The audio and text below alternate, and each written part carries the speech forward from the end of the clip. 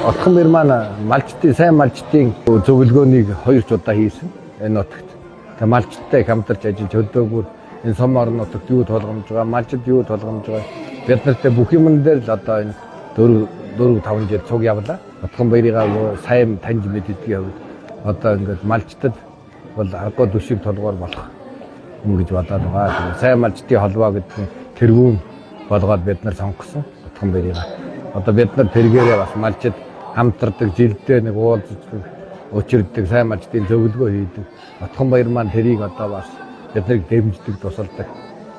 Тэгээ одоо Отхон баярыгаа өшөө ийм гişүү болоод яавал өшөө бид нар төшиг толготой болох байх л гэж бодож байна. Нутгийнхаа зон олон болон зүүн аймгийнхаа, 3 аймгийнхаа малчд болон уяачд намайг таньдаг миний нутгийн зон олон одоо энэ баг хамт олноороо сүүлийн жилүүдэд хийж бүтээсэн юм нь ил тодорхой байгаа.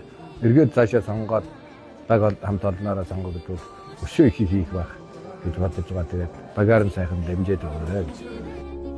Улсын их хурлын сонгуулийн 6 дугаар тойрогт Монгол Ардын намаас нэр дэвшигч Ухнагийн Отхон баяр